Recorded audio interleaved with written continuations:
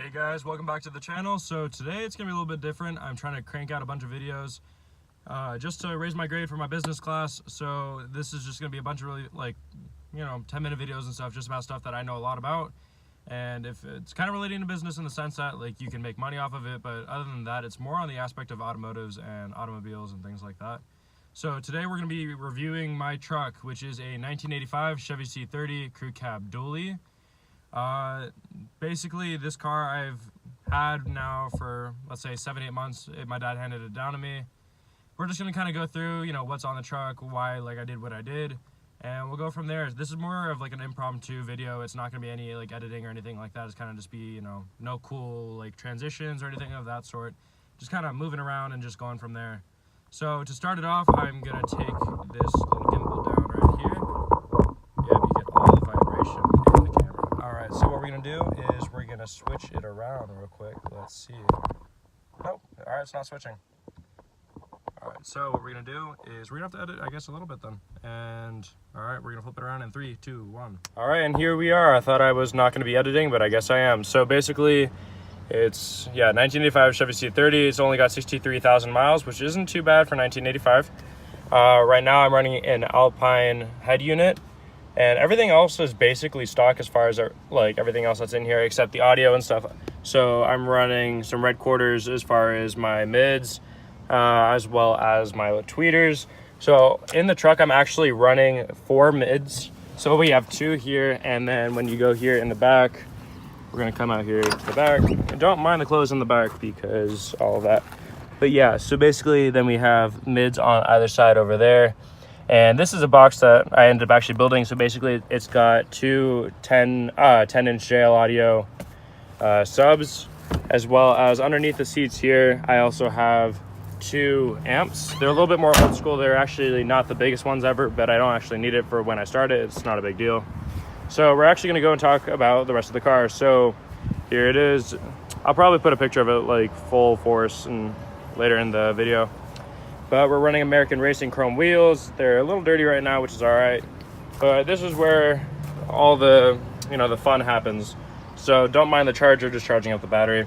But basically, so this is a 454 cubic inch motor. For those of you who don't know and only think of it in liters or V8.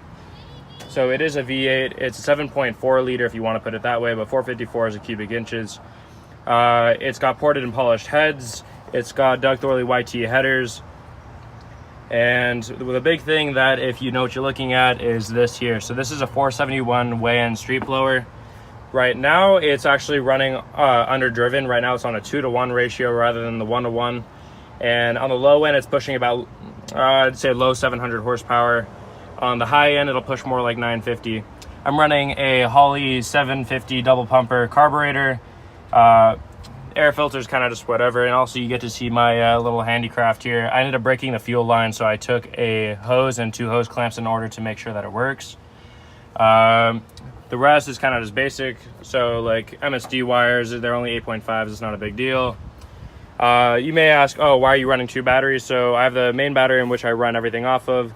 And then I have this battery for when I had a camper in the back, along with all the wires here on the side. At one point, I do want to pull all the wires and make sure that it actually cleans up.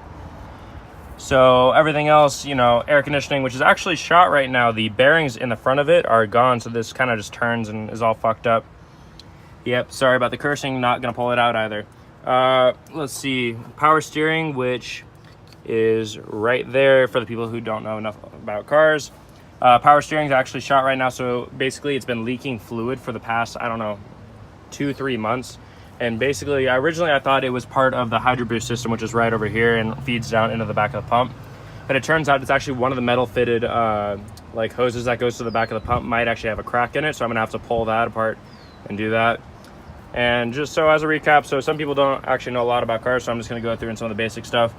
So here's an alternator. It basically keeps the battery charged. I just had to actually replace that because the one that I had just went to shit. All right, coming down here, this is all air conditioning stuff, so I'm not gonna really go into that because it's kind of more of a pain in the ass than it is anything else. So we got valve covers, you got headers down there, which are all these. You also see these little boots that are there on the spark plug wires. That's basically just to protect the wire from getting too hot on the headers. And actually that one down there is soaked in oil because this truck for some reason has always decided to leak oil down the side of the block. And I've checked the valve covers to see if they're tight, and they are. So it doesn't really make too much sense why it does, but I kind of just let it do its own thing. It does actually end up eating through the oil, so after every 2 or 3 times I fill up the gas, I actually do have to go ahead and put a new quart of oil in. But yeah, so coming from the top, we have an air filter here. This was actually fairly expensive. Most air filters are kind of basic in the newer cars and stuff, but this is actually a $700 polished aluminum air intake. Then obviously we have the carburetor, and then we have the entire throttle assembly here. So when you push this, it opens it up. You got the blower, which then I'm not going to touch it because it's still pretty hot, but it comes down into the intake manifold, which is right there. And that's goes down into the rest of the block. There in the front, that bit right there is actually your water pump housing. And off of the water pump housing is your pulley that a lot of the stuff actually runs off of, as well as the crank, which is further down. So off of the crank, it runs a crankshaft. This one here with the water pump parallel with it is actually the camshaft. If you guys want, I'm not going to go into full detail of what everything does because it's kind of, I wouldn't say self-explanatory because not everybody knows it. But, take your time, do a little bit of research if you're interested. But yeah, so we got the, fan here, which is also run off the water pump housing because it's a manual fan. I also have an electric fan in here as well. But I do that just because the truck does tends to run hot. So we also have the master cylinder for the brakes. So this is a header boost system. So basically it builds pressure in order to have power brakes and stuff. So anytime you actually lose pressure with the power steering, you can also lose it with the brakes. What ended up happening is this rod that you see right here is actually the steering column. And what ended up happening is these hoses here, one of them decided to actually rub against the steering column and eventually broke.